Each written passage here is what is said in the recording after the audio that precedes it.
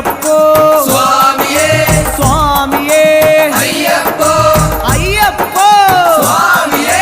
VD. സതീശന്റെ താടിയും ശബരിമല ദർശനവും വിവാദമാക്കിക്കൊണ്ട് ഒരു കൂട്ടം ആളുകൾ സോഷ്യൽ മീഡിയയിൽ മുറവിളി കൂട്ടുന്നുണ്ട്. വി.ഡി. സതീശന്റെ ശബരിമല യാത്രയിൽ ആർക്കാണ് ഇത്ര പൊള്ളാനുള്ളത്? ശബരിമലയിലേക്ക് വി.ഡി. സതീശൻ കെട്ടുനിറച്ചു പോയത് മുതൽ വി.ഡി. സതീശന്റെ സോഷ്യൽ മീഡിയ ഹാൻഡിലുകളിൽ അതിനുള്ള വീഡിയോകളും ചിത്രങ്ങളും അദ്ദേഹം തന്നെ പങ്കുവച്ചിട്ടുണ്ട്. അദ്ദേഹത്തിന്റെ പറവൂരിലെ വസതിയിൽ കെട്ടുനിറയ്ക്കുന്നത് മുതൽ അവിടെ നിന്ന് യാത്രയാകുന്നത് വരെ പിന്നീടുള്ള കാര്യങ്ങൾ മാധ്യമങ്ങൾ കൃത്യമായി പ്രേക്ഷകരിലേക്ക് എത്തിച്ചിട്ടുമുണ്ട്. 41 ദിവസം വ്രതം നോറ്റ വി.ഡി. സതീശൻ എങ്ങനെ ഇത്ര സുന്ദരനായി മുഖം ക്ലീൻ ഷേവ് ചെയ്ത് ശബരിമലയിൽ എത്തി എന്ന ചോദ്യം വിശ്വാസികൾ എന്ന് പറയപ്പെടുന്ന ചിലർ ആരോപിക്കുന്നുണ്ട്. വ്രതമെടുക്കുന്ന കാലഘട്ടത്തിൽ താടി വെക്കണമെന്നുള്ളത് ഏത് ആചാരത്തിലാണ്, ഏത് കിതാബിലാണ് പറഞ്ഞിരിക്കുന്നത് എന്ന ചോദ്യം ബാക്കിയാകുന്നുണ്ട്.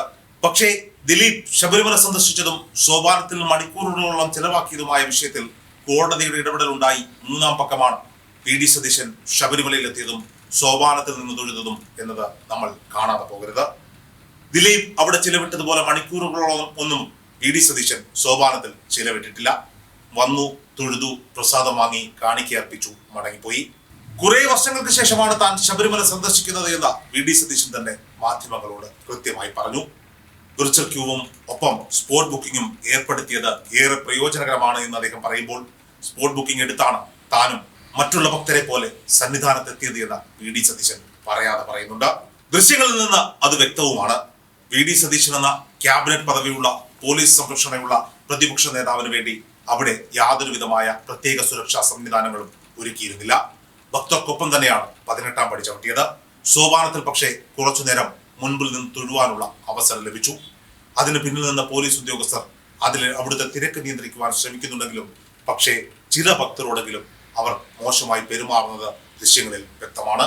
തിരക്ക് നിയന്ത്രിക്കാൻ വേണ്ടിയാണെങ്കിലും 41 ദിവസം വ്രതം നോക്കി ദൂരനാടുകളിൽ നിന്നും യാത്ര ചെയ്ത് മല ചവിട്ടി മുകളിലെത്തുന്ന ഭക്തർക്ക് ഒരു നിമിഷമെങ്കിലും അയ്യപ്പനെ ഒന്ന് തൊഴാനുള്ള അവസരം ഒരുക്കി കൊടുക്കേണ്ടത് നമ്മുടെ സർക്കാരിന്റെയും ദേവസ്വം ബോർഡിന്റെയും പോലീസ് സേനാംഗങ്ങളുടെയും ചുമതലയാണ് എന്ന കാര്യം അവർ മറക്കാതിരിക്കട്ടെ.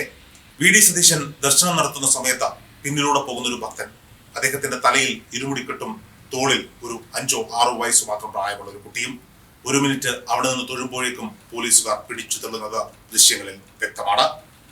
ഒരുപക്ഷെ വി.ഡി. സതീശന് അറിവുള്ളതാണ് ദിലീപ് വിഷയത്തിൽ ഇങ്ങനെയൊരു പ്രശ്നം അവിടെ കിടക്കുമ്പോൾ താനിപ്പോൾ സന്ദർശനം നടത്തിയാൽ അവിടെ സോപാനത്തിൽ കുറച്ചു സമയം ചിലവിട്ടാൽ അതും വിവാദമാകും എന്നുള്ളത്. പക്ഷേ ക്യാബിനറ്റ് റാങ്കുള്ള ഒരു ആൾ, അതും കേരളത്തിന്റെ പ്രതിപക്ഷ നേതാവ് സന്നിധാനത്തെത്തുമ്പോൾ സുരക്ഷിതമാക്കി അദ്ദേഹത്തെ ദർശനം നടത്തി താഴെ എത്തിക്കുക എന്നത് പോലീസിന്റെ ചുമതലയാണ്. അതിൽ പോലീസിനെയോ വി.ഡി. സതീശനെയോ കുറ്റം പറയുവാൻ സാധിക്കില്ല. എത്ര മുന്നിൽ വന്നു നിന്നും തൊഴുതാലും, സോപാനത്തിന് മുന്നിൽ വന്നു നിന്നും തൊഴുതാലും, ദൂരെ നിന്ന് തൊഴുതാലും ഭക്തരെ സംബന്ധിച്ചിടത്തോളം, അയ്യപ്പനെ സംബന്ധിച്ചിടത്തോളം അയ്യപ്പന്റെ നെഞ്ചിലാണ്, അല്ലെങ്കിൽ ഭക്തരുടെ നെഞ്ചിടത്തിലാണ് ഭഗവാന്റെ സ്ഥാനം. അതുകൊണ്ട് തന്നെ മുന്നിൽ വന്നു നിന്ന് തൊഴുതാൽ പ്രത്യേകിച്ച് അനുഗ്രഹങ്ങളൊന്നും അവിടെ ലഭിക്കാനില്ല. ശബരിമലയിൽ എന്ത് സംഭവിച്ചാലും അത് വിവാദമാക്കാൻ ചില ആളുകൾക്ക് ഒരു വ്യഗ്രതയാണ്. ശബരിമല അത്രത്തോളം മലയാളികളുടെ നെഞ്ചോട് ചേർന്ന് കിടക്കുന്ന വിഷയമായതുകൊണ്ടാകാം ശബരിമല സ്ത്രീ പ്രവേശനവുമായി ബന്ധപ്പെട്ട് സർക്കാരിനെതിരെ നടന്ന വലിയ സമരമുറകൾ നമ്മൾ കണ്ടില്ലെന്ന് വെക്കരുത്.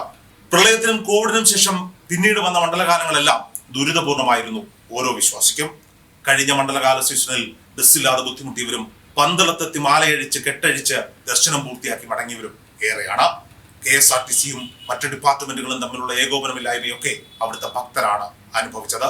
പമ്പയിൽ പോലും അടിസ്ഥാന സൗകര്യങ്ങൾ ഒരുക്കുന്നതിൽ നിന്ന് ദേവസ്വം ബോർഡ് പരാജയപ്പെട്ടു എന്ന് വേണം പറയാൻ. പക്ഷേ ഇത്തവണ അങ്ങനെയല്ല കാര്യങ്ങൾ. കൃത്യമായി ശബരിമലയിൽ സർക്കാർ വേണ്ട സംവിധാനങ്ങൾ ഒരുക്കിയിരിക്കുന്നു. കഴിഞ്ഞ തവണ ദേവസ്വത്തിന്റെ ചുമതലയുണ്ടായിരുന്ന മന്ത്രി K. രാധാകൃഷ്ണന്റെ ശബരിമല സന്ദർശനം ഏറെ ശ്രദ്ധിക്കപ്പെട്ടതാണ്. വെള്ളയും ഉടുത്ത് തോളത്ത് ഒരു തോർത്തുമുട്ട് സാധാരണക്കാരനെ പോലെ മല ചവിട്ടി കയറിയ മന്ത്രി, അവിടെ ഭക്തരുടെ കാല് തടവി കൊടുത്ത മന്ത്രി, സോപാനത്തിലെത്തിയപ്പോൾ പ്രസാദം കൊടുത്തപ്പോൾ ആ പ്രസാദം നിലത്തേക്ക് കളഞ്ഞ മന്ത്രി. എന്നാൽ അടുത്ത മണ്ഡലകാലമാകുമ്പോഴേക്കും K. രാധാകൃഷ്ണൻ ദേവസ്വം മന്ത്രി അല്ല എന്നുള്ളതാണ് മറ്റൊരു സത്യം.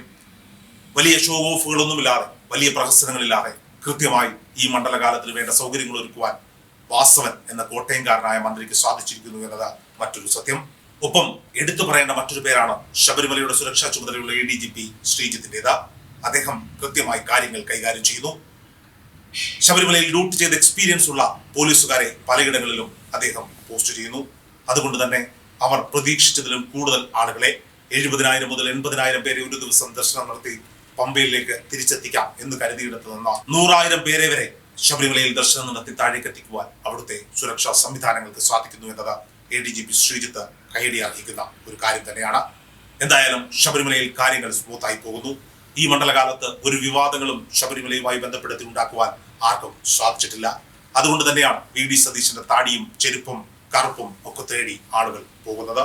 ഭരണപക്ഷത്ത് നിന്ന് അത്തരത്തിൽ ആരോപണങ്ങൾ ഉന്നയിക്കാൻ ആരെയും കിട്ടിയില്ല. എങ്കിൽ പ്രതിപക്ഷത്ത് നിന്ന് ആയിക്കോട്ടെ എന്ന് ചിലർ വിചാരിച്ചിട്ടുണ്ടാകും. ഈ താടി ഇന്നും ഇന്നലെയും ഒന്നുമല്ല ശബരിമലയുമായി ബന്ധപ്പെട്ട വിവാദമായിട്ടുള്ളത്.